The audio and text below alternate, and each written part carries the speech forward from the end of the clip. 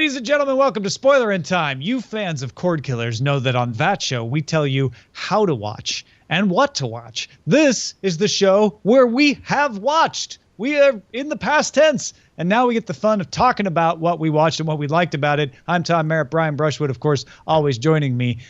We've been watching some good stuff. Yeah, dude. No, it's been a good week. Lots of new content, and to half spoil all of it with us, he's gonna not be able to speak to Westworld because he doesn't. Probably not available in Canada. It's Fraser Cain from Universe Today. How you doing, Fraser? Good. Yeah, no, HBO is rough to try and get access to here in Canada. So, but Netflix is easy. So I'm ready to spoil all the Netflix things. Yeah, sure. All right, we'll talk some Luke Cage. You're from the western half of Canada. So Westworld will at least that doesn't work. We're going to spoil episode 12, season 3 of Justified, the penultimate episode of that season, the premiere of Westworld, the TV series. Although I did watch the movie, so I've got some thoughts on that.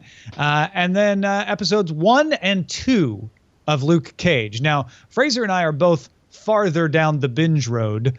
So Brian, we're going to rely on you to guide us as to what happened in these first 2 episodes. Sure. Well, first episode, you, of course, get all that exposition. I for one, loved the setting of that quaint barbershop and the arguments they were having. I love that the scale started off so small. I love the character of Luke Cage and this constant humility that he has.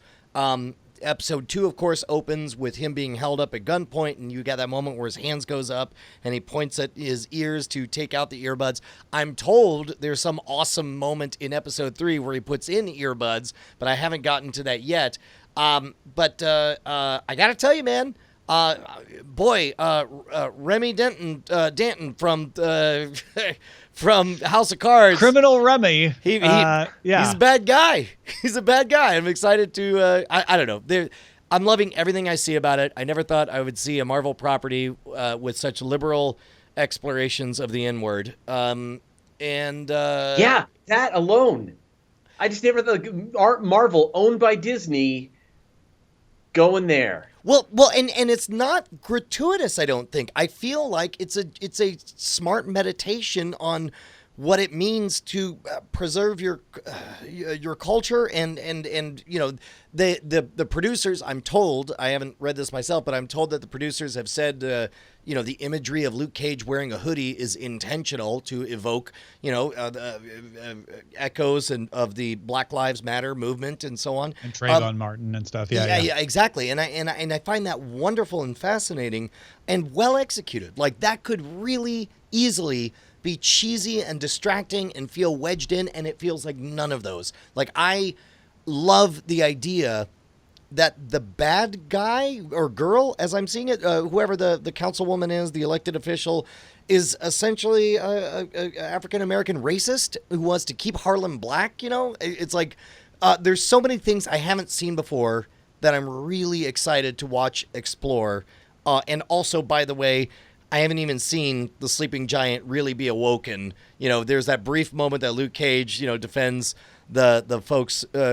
What's it, Genghis Khanis? I love that name for the restaurant. The best Genghis name. Khanis. Yeah, no, I was laughing constantly when that first. Yeah, it was great. And then I am very excited to see where stuff goes. What were your impressions?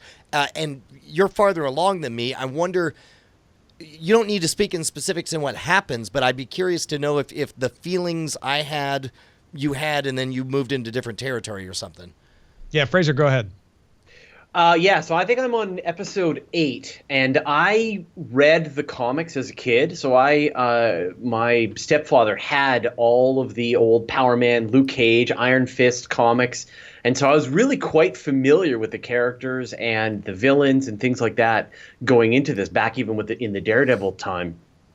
And I don't know if you see, but he's wearing like sort of a dark blue hoodie with a yellow inside, which is this callback to the outfit that he wears back in the 80s when the comic was done. And there's actually even a callback later on. I don't want to ruin it. Don't want to spoil it, but he literally wears the costume later on by accident. Oh, which that's is great. It was so great seeing that, because his outfit back in the 80s was so ridiculous, or in the 70s. But yeah, no, it is. I'm really enjoying it. As a West Coast white Canadian, I have no connection whatsoever to the culture that goes on in New York City, but it felt authentic to me, and I hope that people who are in the audience who live in New York can speak to that. But it was great to just watch what felt like a fairly authentic take on this culture, and yet it being a superhero thing. And so far, I'm really enjoying it. The kind of the level of superhero-ness is actually toned down. And even for how many episodes I'm in, it still hasn't gotten as extreme as it was even in Daredevil. You know what? And actually, Jessica Jones started off in a similar way. You had somebody just trying to keep her head down and wear a hoodie and mind your own business, but there was this specter of the fact that you knew there was somebody very talented who was a villain. I don't perceive that in the first 2 episodes of Luke Cage. I'm sure there will be a superpowered villain at some point, but I don't know who it is. Right now, all I know is this is the story of an extraordinarily talented human who's trying to get past a certain place and live off the grid. And we know that he's got some kind of darkness behind him. And it's implied that there's something special about Shades, but I don't know what it is. I've only seen him just kick the ass of regular people.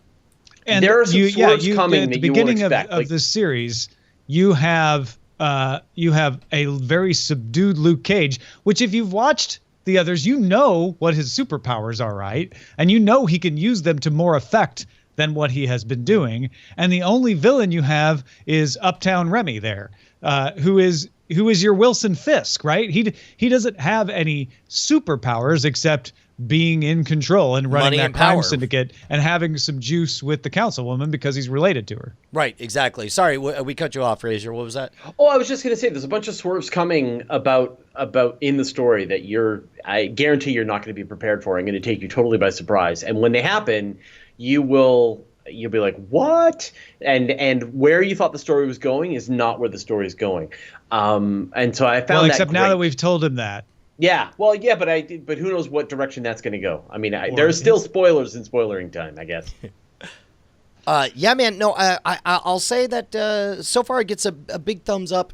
I haven't, much to the chagrin of some people. There were beefs I had with Jessica Jones in season 2 of Daredevil. The moments I flinch in the Netflix properties, which by and large are very good, and I want to say good things or whatever, but it's not interesting to just say how good they are. The moments I flinch are when something takes me out of it and I am reminded that, oh, this is a silly comic book show. And the first season of Daredevil pulled a great magic trick, and then I almost never felt that. Like, I believed every minute the entire way through. Second season, I got pulled out of it a lot, and Jessica Jones, there's a lot of stuff that she says and does that just makes no sense to me at all, and I was reminded constantly that this was a cartoon I was watching. Luke Cage, 2 episodes in, so far it's pulled the magic trick. I mean, it's like I've believed that it's not a superhero show, that it's just the story of politics. It's pulling the Game of Thrones. This is what makes Game of Thrones so good, is that there is a supernatural element, but it is in the background, and it's not the most interesting part of the story.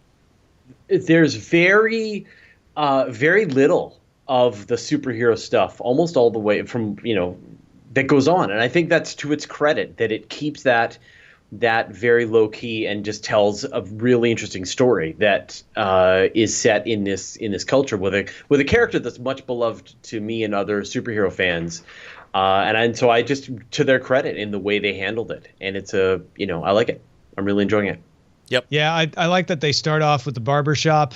I like that they're very much building up a community, whereas in Jessica Jones and Daredevil, you've got loners who stay loners. I mean, there's a little bit of outreach in Daredevil because they're a law firm, and so they have to engage with the community. But mostly it's about those characters. Whereas here, we have a loner. Luke Cage is the definition of a loner, right? He left downtown because he wants to get away, but he escaped into a community that can shelter him. And so you meet the guy from Mr. Robot playing chess in the front window with Turk, who's a character from the other shows. You have Pops, who is this great, developed, rich character who's obviously well beloved in the community. And you've got the ladies stopping by and wink, wink, flirt, flirt with Luke Cage. So you really feel a part of this city, of this neighborhood, in a way that I don't think I felt in the others. And then you layer on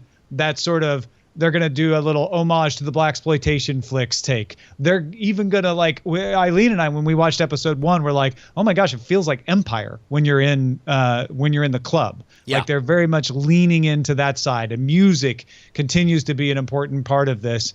And so there's so many layers and so many messages, but they don't clutter it. They feel like they're a jigsaw puzzle. They go together really well. What did you think of the stylistic interpretation of our detective chick friend, kind of piecing together what happened at the robbery shootout, where Misty Knight? Where she was there watching, the actual action go down. I couldn't tell if that was a hint that she has better than normal or human capabilities of putting it together, or if that was just a stylistic thing to show where she was in her mind, kind of watching events, trying to piece together how it unfolded. I had some problems with the editing the first couple episodes, and I don't know if I got used to it or it smooths out later. But there were some times where I was taken out and of my immersion because I got confused. And that first time that happened was one of those where I'm like, wait, she's there? Oh, wait, no, this is her mind palace or whatever. Right. And so there is a little bit of a vocabulary you have to learn. Yeah, it felt a little bit like Hannibal, actually, that moment. They almost like they ripped from Hannibal and then never did it again. I see. I never saw Hannibal. So that's very Hannibal-y. Yeah. Interesting. But yeah, it was a little choppy in parts, but especially like that part where he puts the headphones on and then you're like, the whole episode doesn't really go back to that until the very end, which I guess then does tie it up. So I was less enthused by the big fight scene, like when Daredevil, back in Daredevil, when he has that fight scene with the Russian gangsters and it's just one long take and you just can't believe how well executed that was. It was one of the best fight scenes in television I think I've ever seen. It was a great one in the second season of Daredevil. And I think they were trying to sort of set up they're going to have one of them in Luke Cage, and it didn't hold a candle to what happened back in Daredevil. I think I'm just around the corner from that. I think that's an episode 3 thing from what I've heard, so I haven't gotten there yet. But I know that spoiler alert. The reason it worked, spoiler alert, action heroes be doing action things. That moment worked for me in Daredevil because it was so visceral and believable and almost unremarkable. Like it did take 3 or 4 beatdowns before the bodies stayed down, and that was hard to watch. And then in Daredevil season 2, it was brutal and bloody and horrific to see the Punisher slashing throats or all that. The feedback I've heard is that Power Man, Luke Cage, borders on getting silly with its equivalent to that scene, which, to be honest, I'm kind of okay with. I'm ready for a little bit of silly in this Marvel universe. I mean, if you get Superman, if Superman decides he's not going to, he's going to try and do something, and he, people can't really stop him. You know, and in this case, this is what Luke Cage is. You can't shoot bullets him. You can't outpunch him. He can go through a wall. He can tear doors off. So there's really no way they can stop him. And so he can, as gently as he needs to, accomplish his goals, which is a really kind of, and then in fact the people trying to stop him are going to do more harm to themselves from bullet ricochets than anything. So I think that is great. But I think the thing that Luke Cage has to deal with is because he's kind of out of the closet in this as the superhero, they know his name, they know what he looks like. He is a threat to the people around him, which is this sort of why in theory superheroes wear these costumes, so people don't know who is important to him. And in this case, because he's chosen to sort of be seen of who he is. And that's why in those first couple episodes, he doesn't want to get involved because he doesn't want to risk people. Yeah. Yeah, well, and they do a good job of making me as a viewer feel like it is a credible and important threat. Like, imagine you just have the ability to drop a nuke at any time. It would probably turn down the volume on all conflicts, and you could probably listen to a lot of people give you a lot of sass and not feel any of it, because you know that if you're going to punch someone, it's going to be the end of them. You know, it's like he feels very, very powerful in these first couple episodes, even though he hasn't done anything yet. But it makes his enemies bring their A game. Yeah. Right? And with the consequences that happen, the collateral damage that happens when people are having to go to extreme measures to try and bring you down. Yeah. All right. So far it feels pretty positive from everybody about Luke Cage. I'll save my later episode evaluations, but those first couple episodes I was hooked. I thought this may be the best of the Netflix Marvel series that I've seen. It certainly feels that way. It's off to a stronger start than Jessica Jones or maybe even Daredevil. I mean, I loved the first season of Daredevil. Second season was pretty silly. But these first two episodes, it feels at this point like it's got the potential to be the best, but we'll see. I'll have to see how it all ends before I can really finally, endings are so important. Yeah, same here. All right, we are going to move on to Westworld. Are you going to hang, Fraser, and get spoiled? Sure, or do you I need will. To run? I will just think la la la la la la. Well, I don't know that we really could spoil much, because I think all of our impressions are going to be really about essentially they paid dividends on all the promises they made in the trailers. You know that this is a theme park world that is extraordinary and detailed, and you've got robots that are so lifelike that they blur the line between what it means to be alive and be an artifact. And because it was written by Michael Crichton, the theme park doesn't go on to have profitability and safety for all. I mean, that's the twist. It's a J.J. Abrams production, so they're going to twist that Michael Crichton, and everything's just going to succeed, and there won't be any problem. Everybody, like the fourth season, it's like, and our next quarterly reports, where we were even very safer. By the way, Can I just say real quick, I love that you watched the original Westworld, which I watched when I was in high school. No, just after high school, I think in college. And I was really surprised during the opening credits to this HBO reboot when it said written by, and it put Michael Crichton's name on there. Like, most people don't realize that Michael Crichton not only wrote but directed the original Westworld. And I mean, he was old Hollywood, and dude was a scientist, a medical doctor, came up with the idea for Jurassic Park, which later would be written up in actual scientific papers and so on. I was really surprised at that pang of loss that I felt when I saw that name. Yeah, no, I was glad that he gets the credit, and he absolutely should. I didn't realize until we started, talking about this, that Westworld was not a book; it was just a movie. Oh, I didn't know that. I didn't know that. Yeah, It was a movie that he directed. I didn't realize it until I was actually watching the movie. And this was back long before his big books, the things that became like super bestsellers in Jurassic Park and that sort of thing. And Sphere and so on. Yeah, it's really interesting to think about it from that perspective. That said, the concepts, as you would expect from Michael Crichton, are timeless in the movie. The trappings are not. It starts. It doesn't age well, does it? It looks pretty silly, I'm sure. Once you get into Westworld, it's not so bad because it's supposed to look like the Old West, right? So that covers a lot of the issues. But they open with a commercial for Westworld, Medieval World, and Rome World, and it's a guy in a 70s suit, like a brown checkered suit, standing in a very 70s airport, talking to people who are getting off the plane from Westworld, and they're all have their big bouffant hairdos, and there's no graphics in the commercial or anything. It's like, what did you think of Westworld, ma'am? And so opening with that at the time probably was great because people were like, oh my gosh, this is like a real commercial here. For me, it was like, wow, this is like a period piece suddenly. It's an artifact of the time. I would imagine it's a lot like when you go back and watch RoboCop or Starship Troopers, when they do those moments, they in trying to portray the future, they end up feeling very of the moment, retro style. And by the way, Dave in the chat room just said, wow, that sounds a lot like the movie. I am talking about the movie. Yeah, we are talking about the movie first. Right at this moment. We're not talking about the TV show yet, if you're getting confused. So the other thing about the movie is it's very much theme park gone wrong, right? Right. This is hey, there's a theme park. We're going to go and we can't get hurt and we can live our dreams and do whatever we want. And then there's malfunction. It's very typical Michael Crichton. It's really, it's a proto version. I mean, remember, nowadays we remember Michael Crichton because of Westworld and Jurassic Park and Jurassic Park 2 and so on. We think of him as the guy that always writes the same story. But the reason that happened, like, basically this is the first stab at that storyline that led us directly to Jurassic Park. And there's a little bit of, what's the medical one where the virus gets Andromeda strain? Yes. Yeah. There's a little of Andromeda strain to Westworld as well.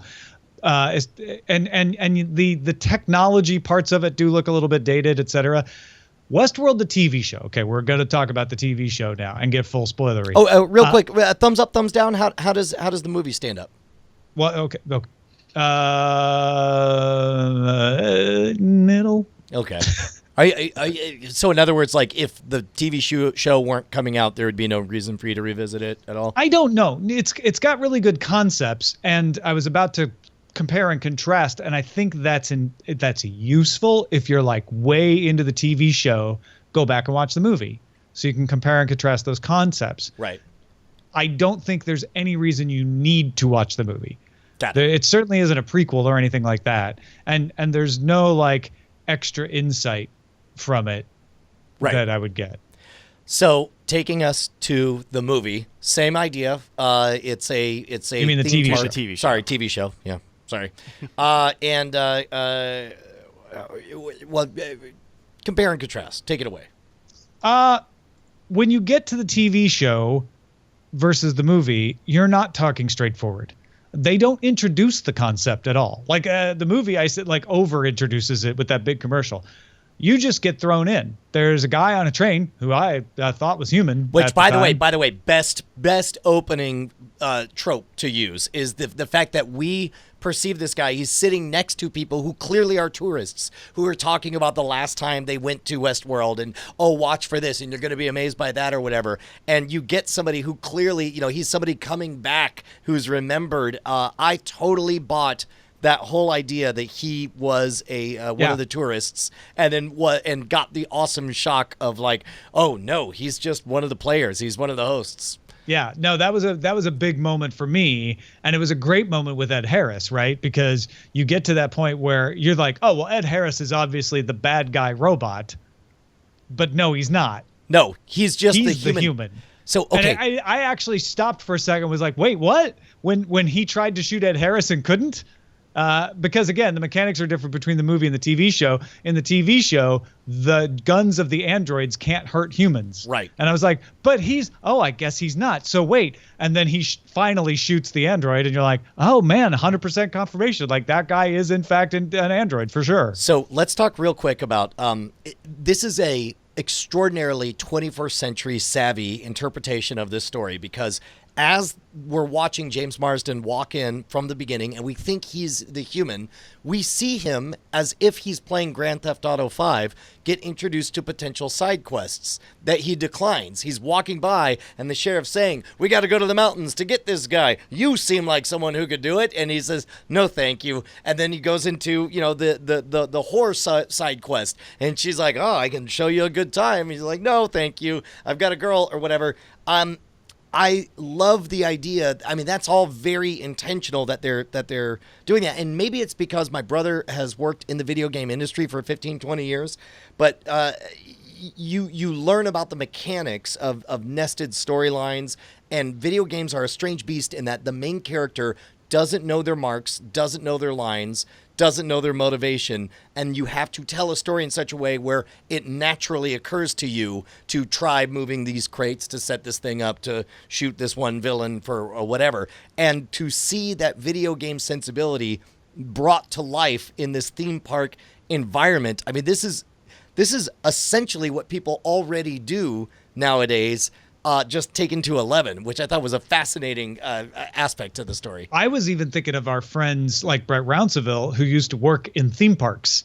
Yeah. And how this is a natural extension of that, where they're like, okay, the people will come in here, they'll move through this building, they'll go here. We need to have the experiences for them along the way. And that's the same design, except taken to the 10th level, because there's autonomy in your automatons. Well, and here's the weird part is when I remember that this is a video game and that that the people are actively encouraged to play the game however they want.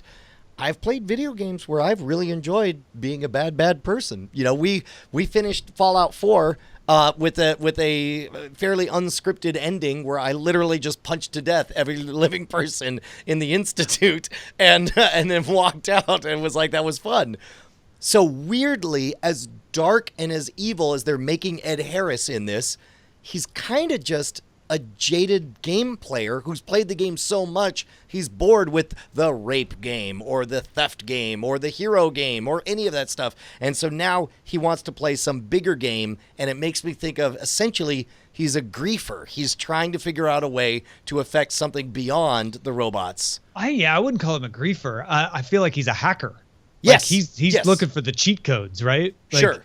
Well, he's trying to dig in and figure out, like, there's more to this game. There's another level to this game, and I'm going to figure it out. Sure, and it should be pointed out that I'm saying griefer. His motivations are not clear at this moment. All we know is that you're right, is that he's playing a bigger game than what we've seen. Yeah, because he has some exposition about that. Like, there's more to this than is going on here, and I'm going to figure it out. And, of course, he scalps one of the androids and figures out that there's some pattern under the skull, and it looks like from the previews that's going to show up again. Oh shoot! I didn't even know the motivation for the scalping. I thought the cruelty was its own reward. I didn't realize he was finding something out from that. Oh no, because that's when he gives his soliloquy to that guy about, there's a game here and most people go through it blind, but I know there's another game deeper. It's an expression of the creator of this game, and I'm going to figure it out. So this is sort of.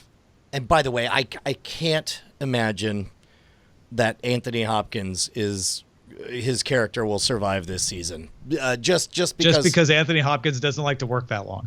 Yes, well, there's that. But also it's clear that Anthony Hopkins' character has some kind of long game, and it seems like we have to remove him from the picture so that we can spend the rest of the story asking, why did he set this up? And, so many dormant things.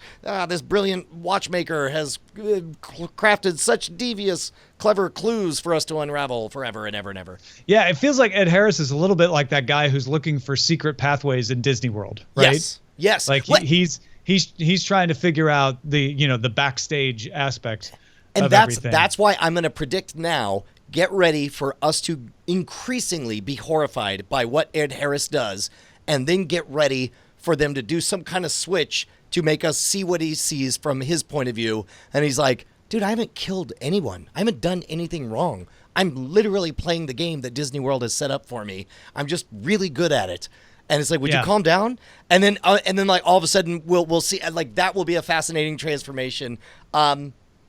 Eileen pointed out a really interesting part. She's like, why aren't they stopping Ed Harris's character?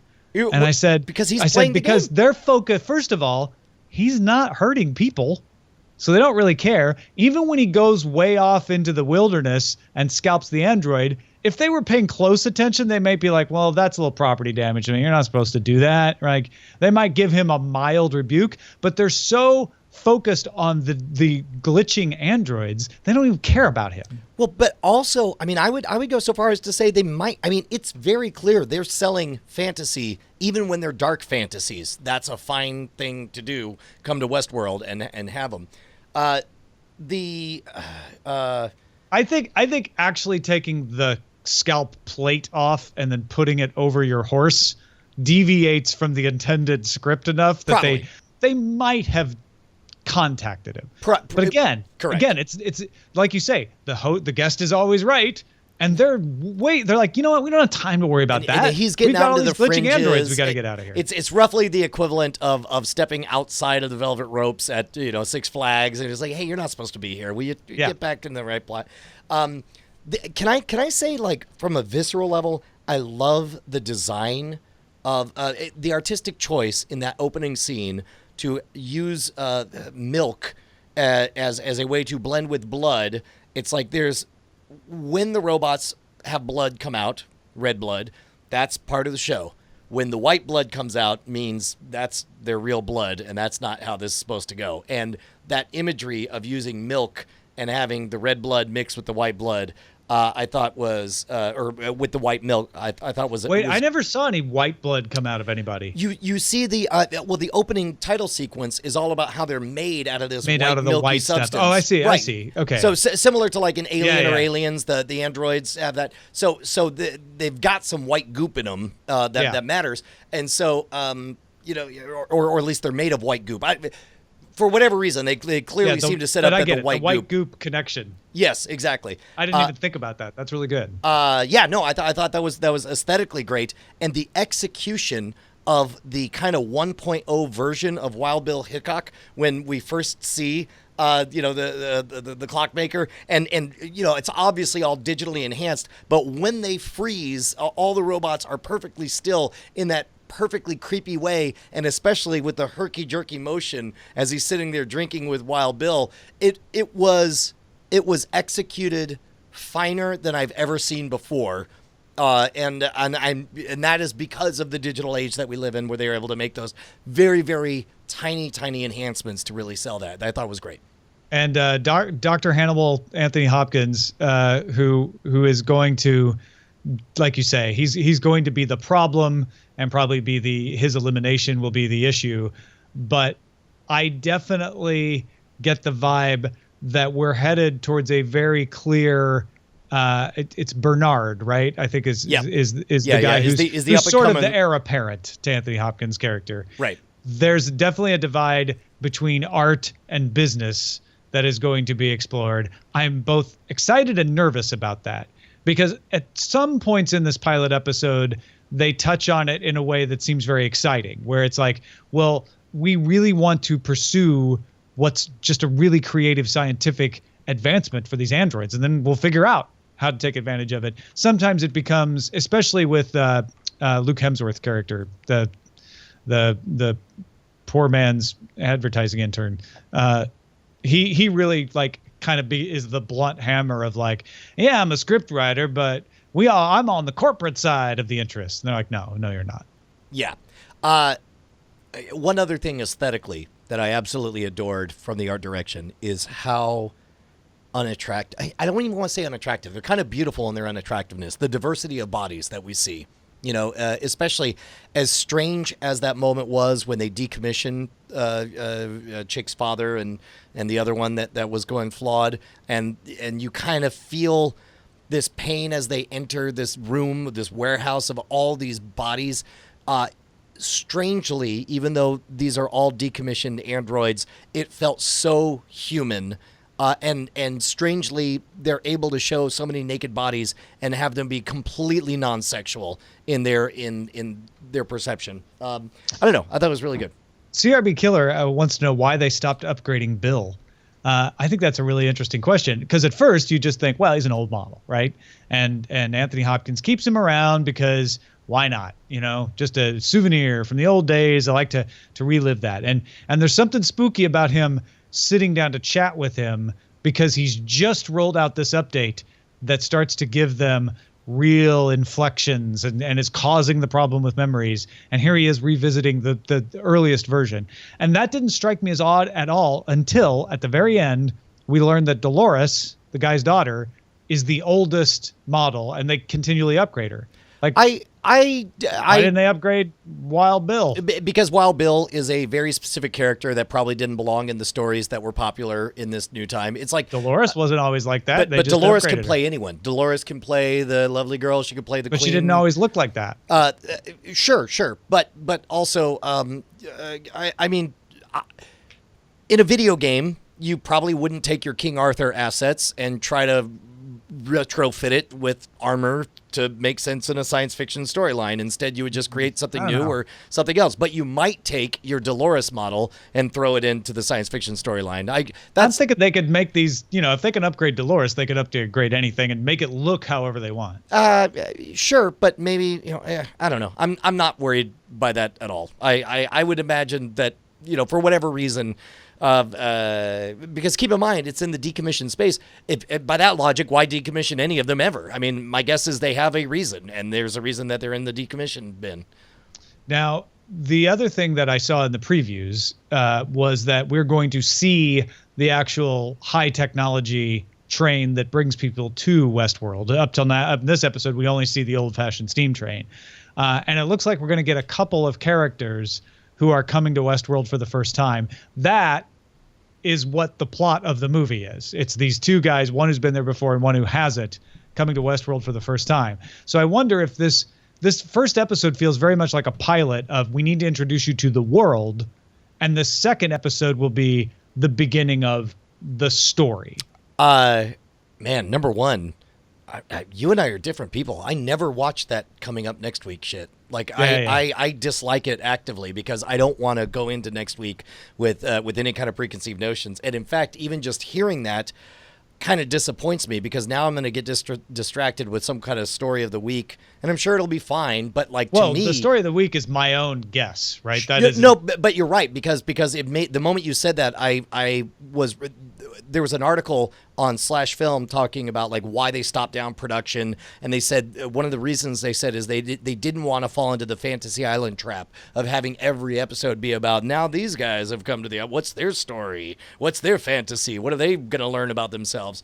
But the mere fact that they shut down to prevent that from happening means we're going to get a lot of Fantasy Island DNA in this, and it sounds like this is one of the opening chapters. To me, I just assumed that the story was going to be that this is all a Jurassic Park, and that end moment with as many times as they dipped into that creepy imagery of the fly walking across the eye and just being unbothered, like that extraordinarily human, very natural thing of slapping a fly and killing it, all of a sudden just has huge, weighty, meaty consequences. And like it was the moment that happened at the end of the episode, there were like we both gasped. We were like, "Oh my god!" Like they can hurt a fly. Don't you see what this means? And you can now, yeah. Super excited to see where that goes. I love this idea that like, oh, David Abernathy, all his rantings. Well, he used to be a character who did like tent revivals, so that's just that coming out. Right. But it still sounds ridiculously prophetic and spooky, and I do love this idea that we keep rewriting the characters and make them do different things. And now that's all coming back, not only to haunt them, but also to inform their, like once they start being able to remember all that, because they can access the fragments of the files that never got wiped. I mean, these guys should have Derek Booten nuked these androids. Like, get rid of all that. All that data is still there. They're going to be seriously deep characters with like lifetimes of experience. Yeah, well, and think about this. Like, I'm sure there will be clumsy revolutions at some point of just like, we're all just cogs in a machine, fight the man or whatever. But then there's going to be a much more subtle, I would imagine, like as this awakening spreads around like an infection, where it's just like, keep your head down, follow your script, just do what your impulses say to do, deal with it, and we're going to figure out the bigger story. Just don't let them wipe you. Yeah, I actually don't think we'll fall into the trap of the androids revolt for no reason. I think we're in for a treat. We're in for a very subtle revolution. Yeah. I know. I'm excited. Super excited. I really enjoyed it. First episode I was worried about, but I'm in. I'm certainly in for the rest of the season. Fraser, you still there? I wasn't paying attention. I was literally reading the news to keep myself from listening to a word you said, and I don't think anything you said stuck. Good. Something about robots or something? I don't know. Nope. Didn't say a thing about that. Takes place in the Old West. It's the old world. Well, I can't wait another 3-4 years. I'll be able to watch it. So the whole time, I'd like to imagine Fraser's just been going to patreon.com/universe today to just check in on his donations. Let's finish up. All right. Let's finish up with Justified, episode 12, season 3. This is the one where we're essentially supposed to be setting the table for the finale, but in a lot of ways, Brian, this kind of felt like a finale. In what regard? Like, what was the big shocker for you? Well, it wasn't the big shocker. It's just that we really start wrapping up a lot of things.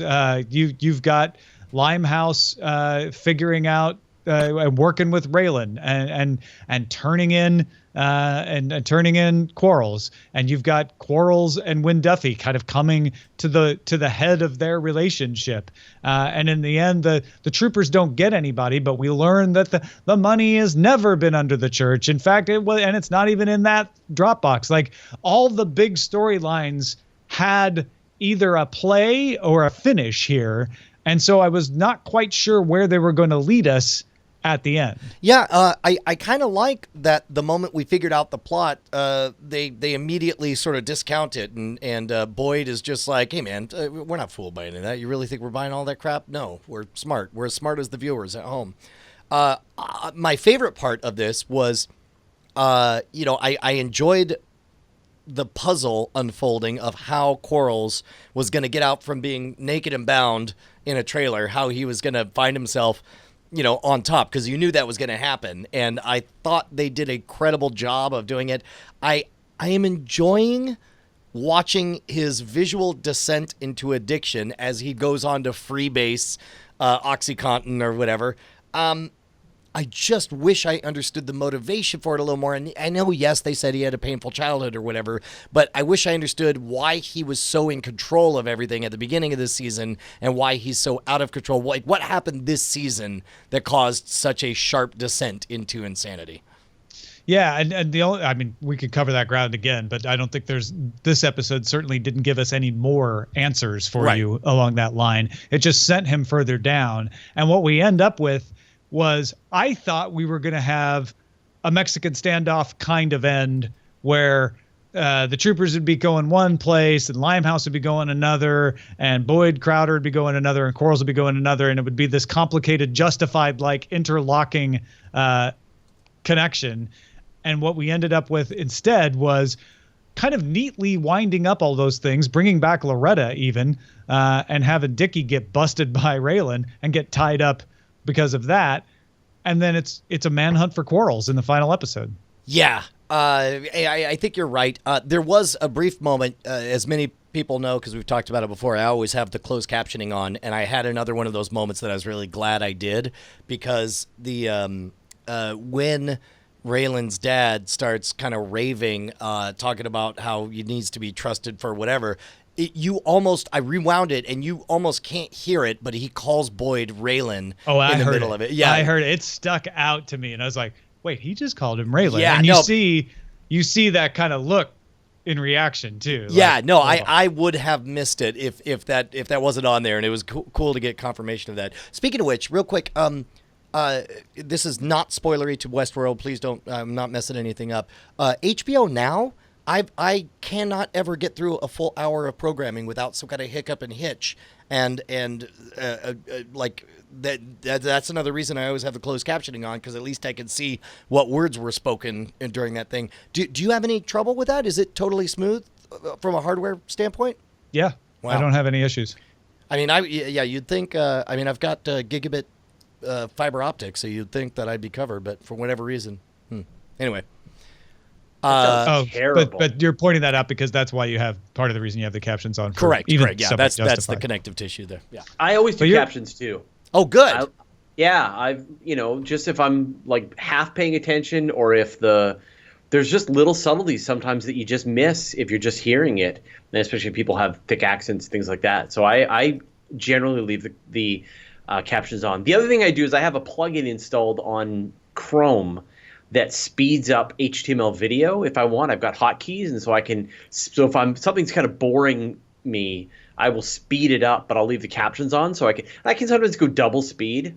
Oh, like wow. I binge watched Hannibal, got really bored of it. So this works on all HTML video? All HTML video, yeah. So it works on YouTube, it works on Netflix, it works on, I'm assuming, HBO and all those. And so if I'm feeling a little just like I know I need to finish it, but I'm sick of like how slow and ponderous Hannibal was, for example. Sure. I just sped it up to double speed, and then suddenly everything just felt, like plot was really moving. And I was able to get through it. It was great. This is wonderful. This is super called, valuable news.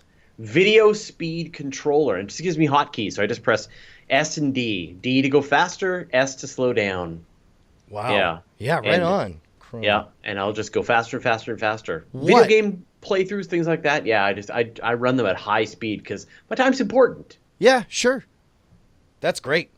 Man, I listen to podcasts and audiobooks at 2x, so I'm not going to judge. I can't go up to 2x. Yeah. I do 1.5 for my audiobooks. 2x is my max. I can't go faster. It's super weird talking to you guys at normal speed. You're like, take forever. I know, you're normally done 40 minutes ago. Yeah, I know. You guys should normally, you zip, zip, zip. Yeah, you both chipmunks to me. No, I listen to Cordkillers at regular speed. Oh, you don't have to. No. And also, it is astonishing how quickly your brain resets. And in fact, like I have mentioned this before, but like I love listening to Harmontown at 1.25 speed because for a show that's as improv heavy as they are, by speeding them up ever so slightly, it's even more funny to me because they get to the ideas before I can think of them. When I listen to it simultaneous, I might think of the same joke right when they get to it, whereas like their improv raps or whatever just are amazing. All right, I think that wraps us up. Again, thank you, Fraser Cain, for joining us. Thank you for having me once again. Don't forget to check out Universe Today. Where do they go to watch and subscribe? UniverseToday.com, or just go to YouTube and do a search for Universe Today, or just search for Universe Today, or even the word universe. We're hard to miss. Treat yourself. Go take a look. Treat yourself. I mean, spoil yourself.